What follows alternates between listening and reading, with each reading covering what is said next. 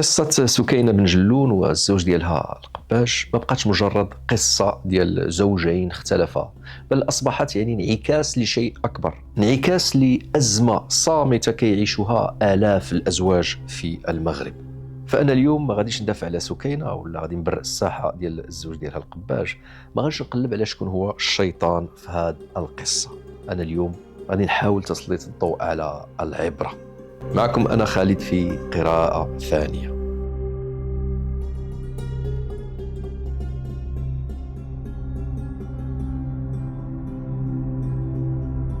فاللي خاصنا نعرفوه هو أننا اليوم لسنا أمام فضيحة، نحن أمام مرض اجتماعي بمعنى الكلمة.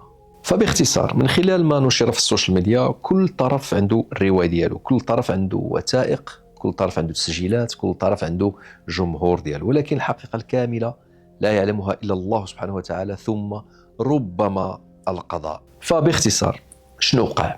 من خلال ما نشر في السوشيال ميديا، كل طرف عنده الرواية ديالو، كل طرف عنده الوثائق ديالو، كل طرف عنده الجمهور ديالو. فباش نكونوا منصفين في هذا الموضوع، اجي نشوفوا شنو قال القباش وشنو قالت بن جلون. القباش كيقول بأنه هو قام بما عليه قانونيا وفق الأحكام الصادرة، كيتوفر على وثائق كتدعم المواقف ديالو.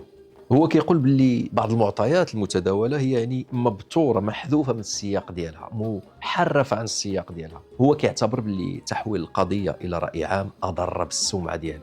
كيأكد باللي النزاع خاصو يحسم داخل المؤسسات وداخل القضاء. سكينة جهتها اشنو كتقول؟ كتقول باللي عاشت ضغط نفسي ومعاناة إنسانية، كتقول بأنها شعرات بالظلم في بعض الجوانب، كتشوف باللي الوثائق اللي عندها ولا اللي عند الطليق ديالها لا تختزل الألم اللي حسات به، وكتأكد باللي من حقها باش الصوت ديالها يسمع كما يسمع صوت الطرف الآخر. لهذا فكانت كتقوم بالفيديوهات وباللايفات.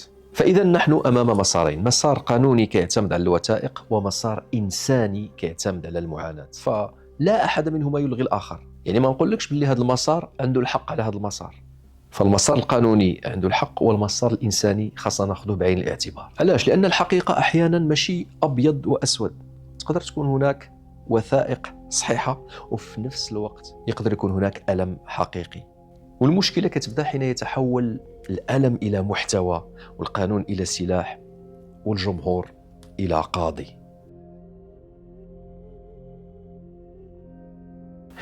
قديما كانوا الناس كيقولوا البيوت أسرار، أما اليوم أصبحت البيوت لايف، بث مباشر.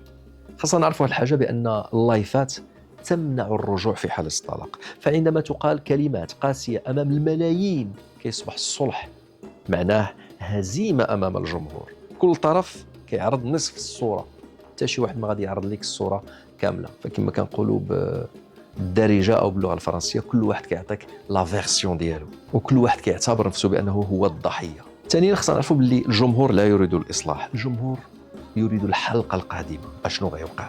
فمن هذا المنطلق العلاقة كتتحول من علاقة إنسانية إلى محتوى استهلاكي. وهنا واحد السؤال اللي كيطرح نفسه، علاش الجمهور مثلا اللي متبعين هذه القصة بسرعة كينقسموا إلى قسمين، قسم كيدافع على سكينة بن جلون وقسم كيدافع على القباش؟ فلماذا ينقسم الناس بسرعة؟ فالجواب بسيط، لأن كل واحد اللي كيتفرج أو كيتابع القصة كيشوف الجرح ديالو في تلك القصة. المرأة اللي عانت الظلم كتشوف راسها في سكينة، والرجل اللي كيشعر باللي مثلا القانون ظلمه كيشوف راسه في القباش. فهذه القصة كتحول إلى حرب إيديولوجية، كتولي لنا النسوية ضد الذكورية، حقوق المرأة ضد حقوق الرجل، الحرية ضد القوامة. وهذوك الطريقين فهما اللي كيوليو الوقود ديال هذا الصراع اللي كينتشر بين الجمهور. وشفنا بلي في هذه القصة ما بين المشاكل أو من أكبر المشاكل اللي وقعت ما بين هذا الثنائي هو المال. ففي المغرب اليوم كثير من حالات الطلاق كتبدا بكلمة واحدة، الفلوس، المال. ولكن المال ماشي مجرد نقود، المال هو عبارة عن أمان، اعتراف بالقيمة، هو ميزان قوة أحيانا. فمثلا كاين الرجل كيشعر باللي المجهود ديالو لا يقدر، فذاك العطاء اللي كيعطي كيتحول إلى ضغط. والمرأة كي كتشعر بأن الاستقرار ديالها مهدد كيتحول القلق إلى خوف دائم. ثم كتبدا المقارنات، علاش فلانة كتسافر كل صيف علاش الراجل ها شرى هذيك الطوموبيل، علاش حنا حياتنا ماشي بحال حياتهم.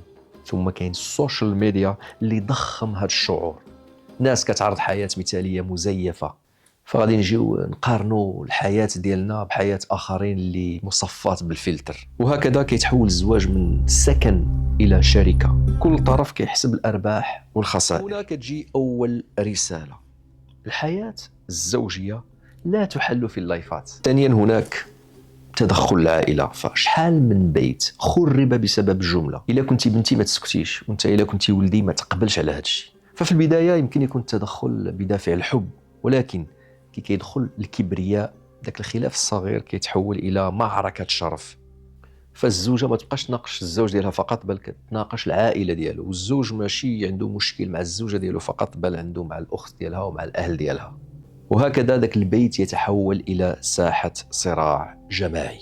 والآن أجي نشوفوا شكون اللي غادي يدفع لا فاكتور.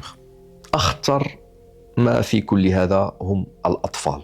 فاللي نتمنى أن الأولاد ديال السي القباج وديال سكينة بن جلون أتمنى لهم إن شاء الله اللطف والأمن والأمان. علاش؟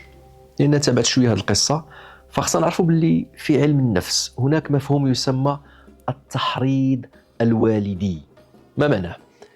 حين احد الوالدين كيقنع الطفل باللي الاخر خايب، الاخر راه ما كيبغيش، الاخر راه خطر، الاخر راه خائن، فالطفل يجبر على اختيار طرف، وهذا ضد الفطره ديالو، لانه الطفل كيحب الاثنين، يحب ماماه وباباه. فهذا الطفل كي غيكبر اشنو يوقع له؟ خصك تعرف بانه غيوقع له قلق مزمن، خوف من الهجر، فكيبقى يتعلق وكيولي عنده تعلق وحب مرضي، كيخاف الى الشخص اللي كيحبه غيمشي عليه، كتكون عنده صعوبه في الثقه، كيكون عنده اضطراب في العلاقات، واخطر من ذلك فربما تكون عنده علاقات شاذه، ثم ربما غادي يكرر نفس نمط الطلاق او فقط غادي يهرب من الزواج.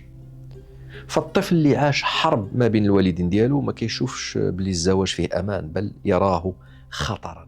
واليوم المشكل كل شيء موثق، فنقول لسكينة والزوج ديالها أو الطليق ديالها: تخيل معايا الطفل ديالك، بما أن كل شيء اليوم موثق، الطفل ديالك بعد 20 سنة يمكن غادي يطيح في هاد الفيديوهات ديال والديه اللي كيتبادلوا فيهم الاتهامات.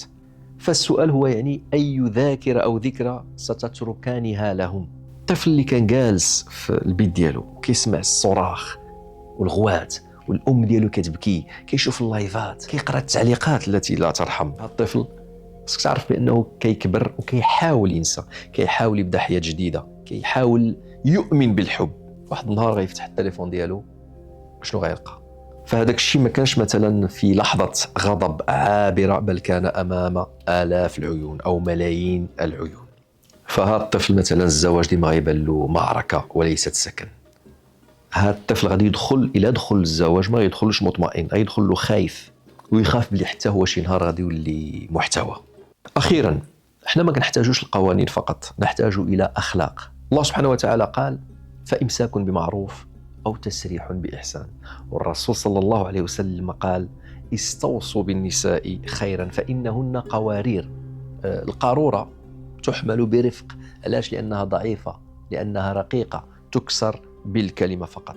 الرسول صلى الله عليه وسلم قال: ليس منا من خبب امرأة على زوجها، يعني وسوس لشي امرأة باش تكره الزوج ديالها، ولا عكسه صحيح، شي شخص وسوس للزوج باش يكره الزوجة ديالو، فهو ليس منا. قالها الرسول صلى الله عليه وسلم، يعني ماشي مسلم. ثم قال: من فرق بين والدة وولدها فرق الله بينه وبين أحبته يوم القيامة. فالرسول صلى الله عليه وسلم كي كيقول شي حديث كيكون ينطبق على الرجل وعلى المرأة. هنا الرسول عليه الصلاة والسلام قال: من فرق بين والدة وولدها. يمكن في نفس السياق نقولوا من فرق بين والد وولده. فمن فرق بين والدة وولدها فرق الله بينه وبين أحبته يوم القيامة. فهذا عندنا في الإسلام ميزان أخلاقي عام.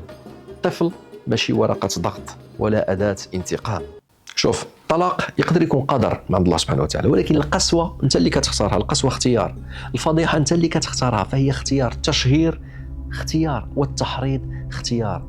أما الإحسان فهو شجاعة، إما إمساك بمعروف أو تسريح بإحسان.